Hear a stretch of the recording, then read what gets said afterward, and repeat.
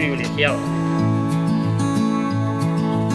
Porque Hondarribia es el exterior, pero también el interior.